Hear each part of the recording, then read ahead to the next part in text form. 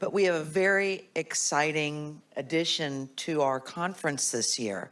Blank Rome, Gina Warren, and I are very proud to announce that this year, our 8th year of sponsoring the North American Environmental, Energy, and Natural Resources Conference, we are awarding a $10,000 scholarship to recognize excellence in scholarship in the area of energy and the environment.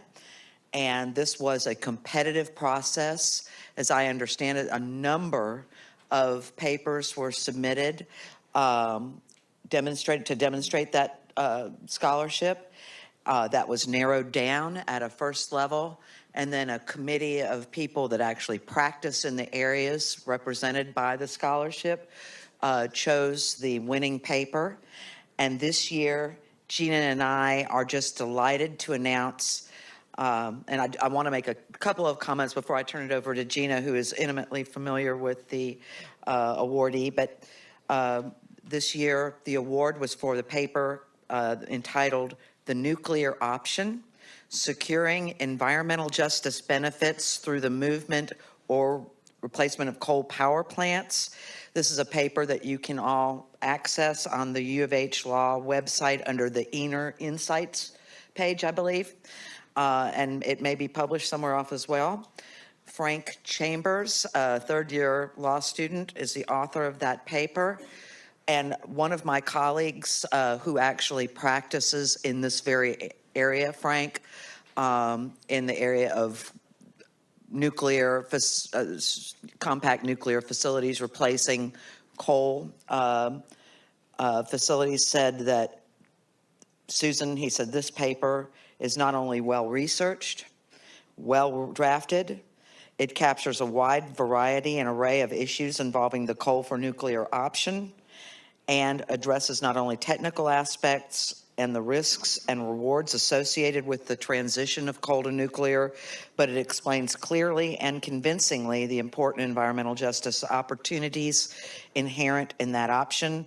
And for those familiar with this topic, as my partner, Fred Lothar, is, he said it was absolutely, it ranks among the most comprehensive papers written to date on this subject. So with great admiration and thanks for his scholarship and adding his thought and research to the body of research in this area, we would like to award the scholarship to Frank Chambers. And Gina, would you please say a few words? I might cry, but Frank, why don't you come up here? And so let's give him a big round of applause.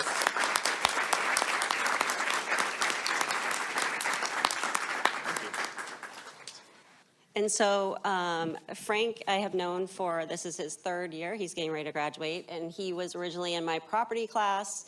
And then in all of my energy-related classes, which I have some amazing students here, and I've seen them around. So they all write spectacular papers that are very deserving. I took those papers and I sent them to Blank Rome, and I said, please choose one, because I don't want to be partial, because I know all of these students very well. And so I was very thrilled that Frank won this, and I'm thrilled to be able to contribute to this, and I hope we can do this in the future. This is our inaugural scholarship this year, and so we're very excited about it.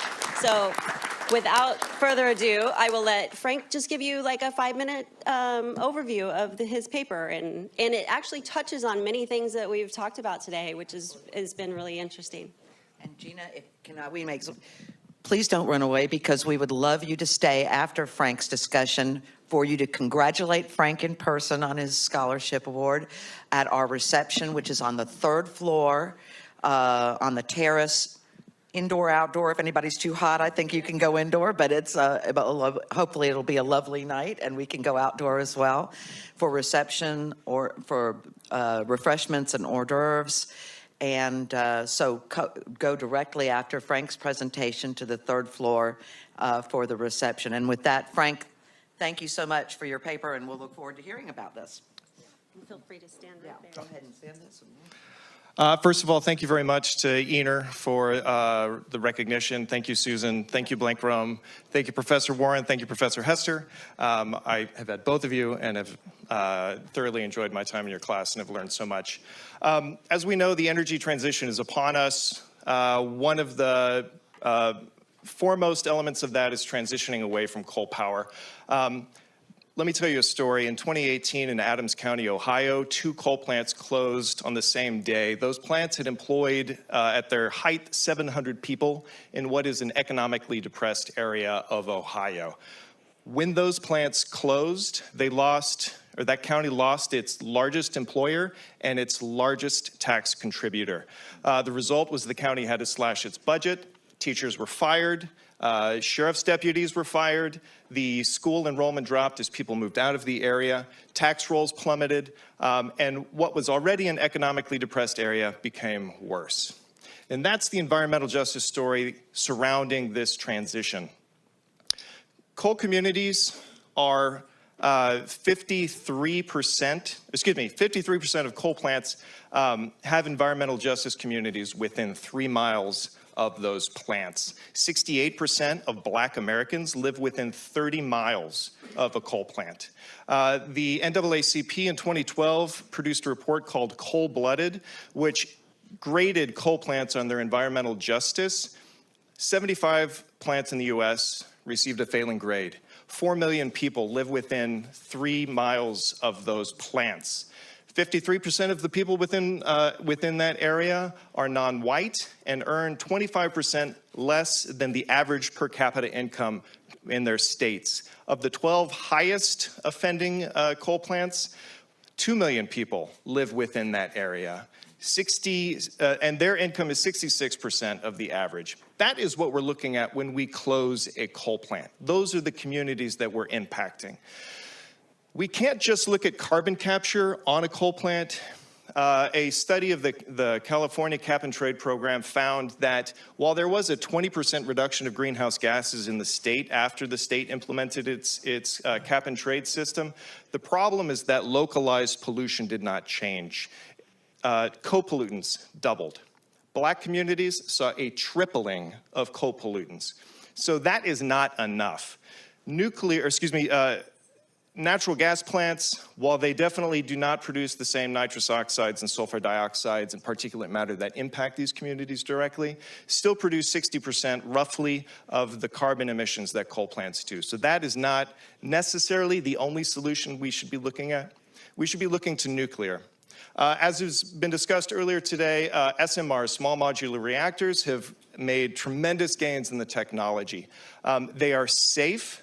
They are unproven at the moment, but what they present is an opportunity to transition coal plants to nuclear plants. The DOE produced a report that identified nearly 350 recently retired or currently operating plants that meet the geographical and demographical needs to replace those plants with small modular reactors. They produce the same megawattage and generative output as the coal plants, and so they are prime locations to convert to nuclear.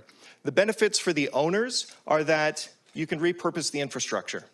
There are tax credits available. As we talked about pretty thoroughly, the IRA created the Energy Infrastructure Reinvestment Program, which creates $250 billion of loan guarantees allowing for projects just like this. So there is an incentive. However, attached to those are community benefit plan requirements that tie to Justice 40. And this is where the environmental justice communities need to be involved.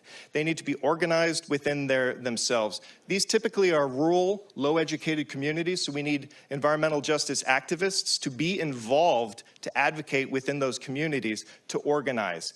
Second, they need to develop a community benefit plan so they're not just at the mercy of those who are running and owning the plants. They need to come with suggestions. And in the paper, I offer a few suggestions that they should have ready. One is that they need to have employment transition guarantees between shutting the coal plant and transitioning to the nuclear plant. One of those is making sure that the community has access to the 1,200 roughly construction jobs that will last for 4 years in the area, to the 300 jobs that it will take to operate that plant for the next 60 years of its life, which is 3 times the amount that the coal plant would have hired. Those jobs pay 20% more on average than the coal plants do. So this is going to be an economic boon. The DOE estimates that replacing a coal plant with an SMR will introduce $275 million added value to that local community over the life of the SMR plant. The second thing I suggest that needs to happen is that these plants, that the community needs to request that there's a training center and a scholarship program in their community. These plants need to give back.